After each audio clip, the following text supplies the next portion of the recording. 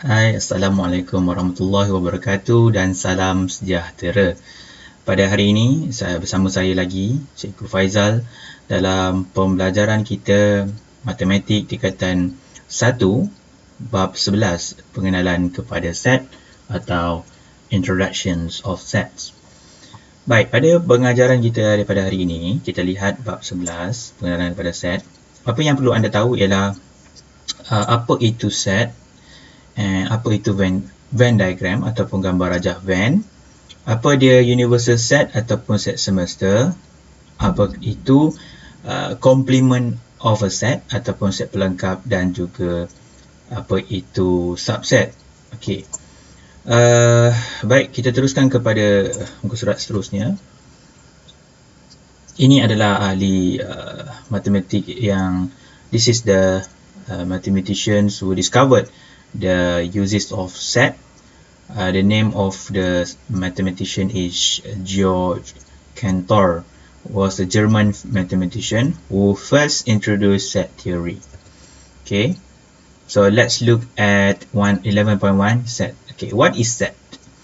In our daily life, we can classify the recyclable material into several categories, such as paper, plastic, glass, aluminium, fabric, and so on.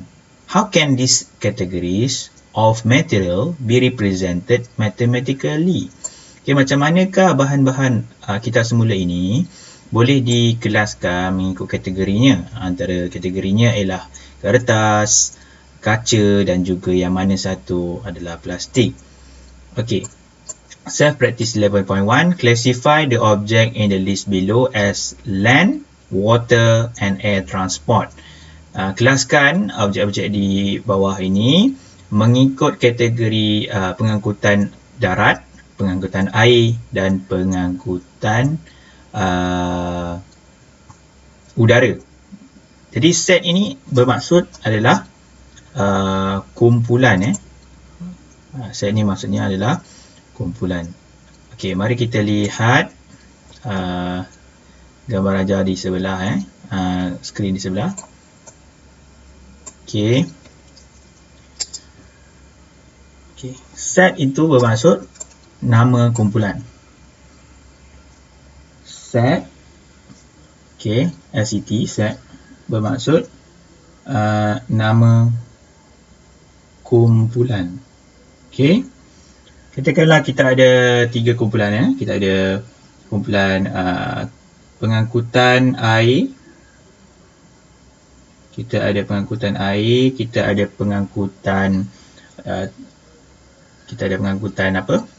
darat, kita ada pengangkutan udara. Ada 3 jenis pengangkutan daripada soalan tadi tu. Setiap pengangkutan ini kita nak berikan nama kumpulan. Katakanlah pengangkutan air kita namakan sebagai set A.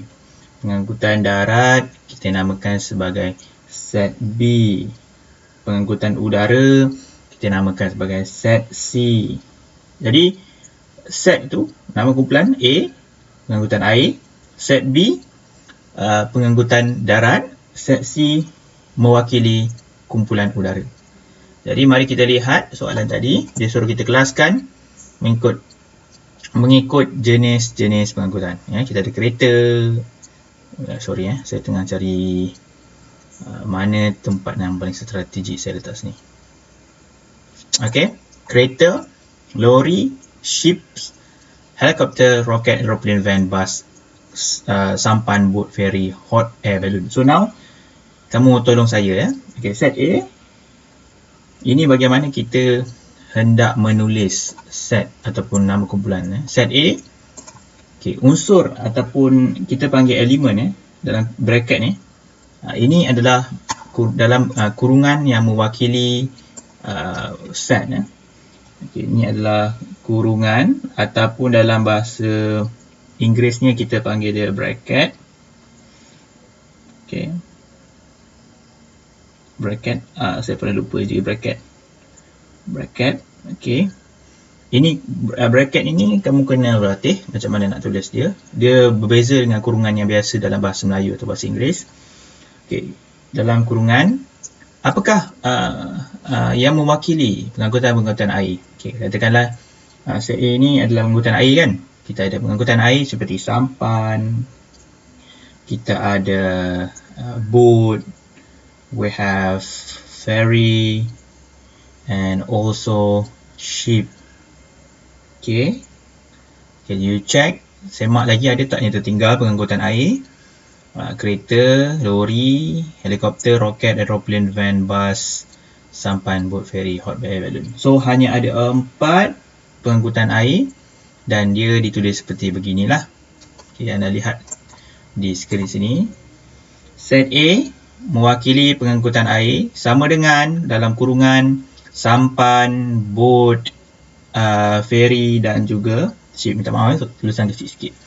Jadi dekat sini kita ingat ada berapa jenis pengangkutan? Ada nombor 1 sampan, 2 boat, 3 ferry, 4 kapal. So ini semua 4 ini adalah nama-nama bagi jenis-jenis pengangkutan.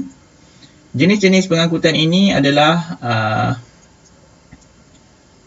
ahli kumpulan bagi set A, iaitu pengangkutan air. Nama lain bagi jenis-jenis pengangkutan adalah elemen. Jadi elemen ataupun ahli kumpulan.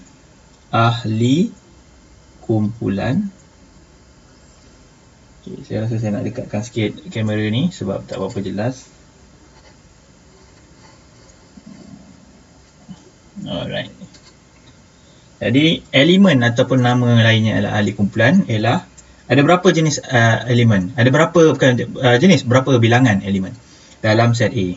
Ada 4 elemen. Ada berapa? 4 elemen. 4 ahli kumpulan. Sampan, boat, ferry dan juga kapal.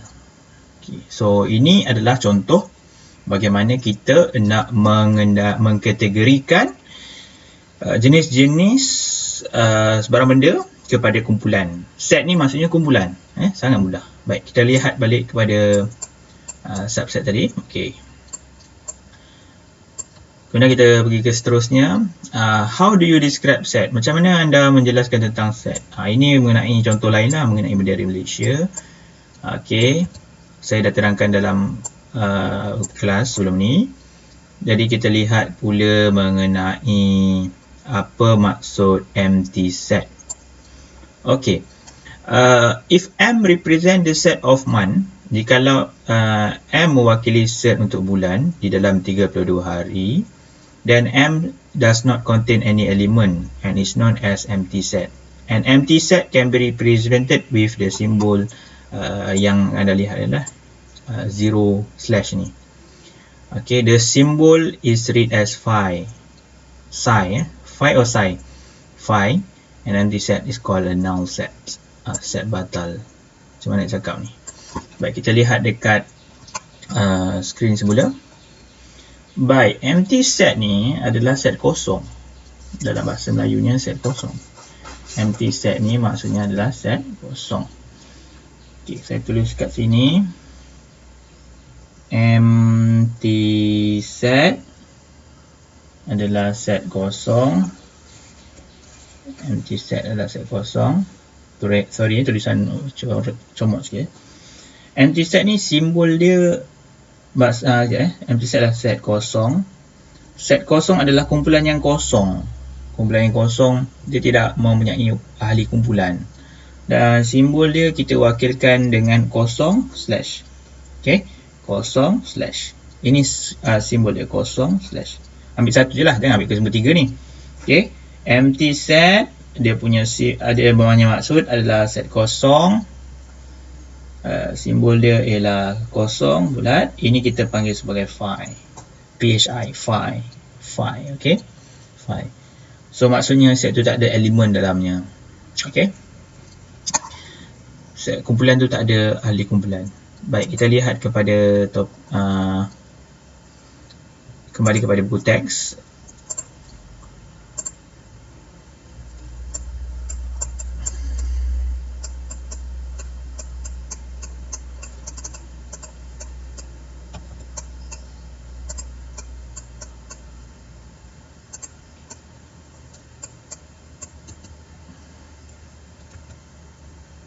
Okey, kita lihat pula maksud yang seterusnya, iaitu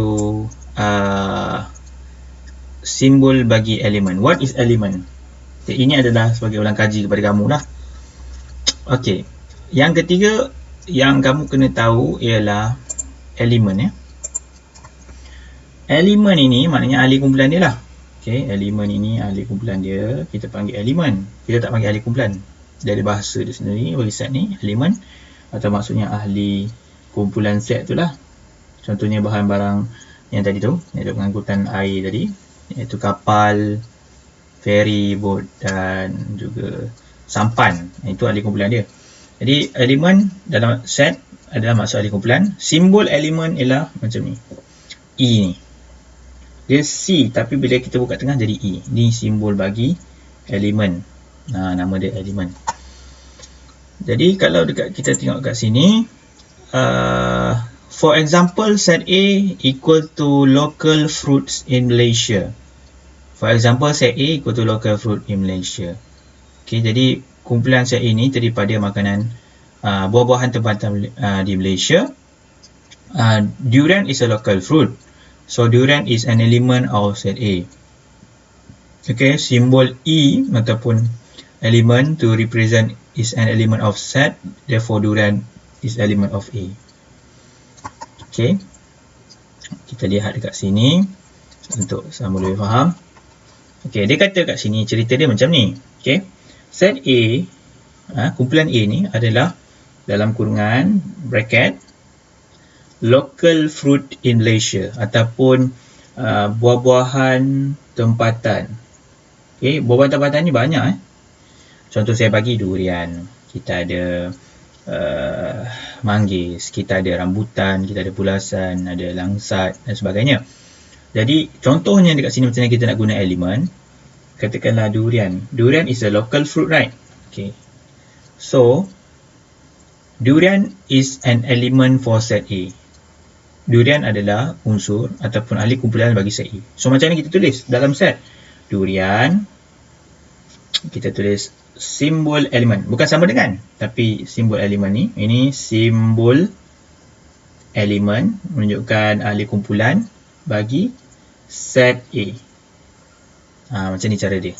Durian, elemen bagi set A. Tak payahlah tulis simbol elemen ni. Ini contoh saya nak terangkan saja. Okey. Itulah secara mudahnya. Jadi kita teruskan. Seterusnya kita lihat pula bukan elemen. Bukan elemen, non-elemen. Just slash je lah. Slash je lah. Bukan elemen, just slash. Alright. Seterusnya kita lihat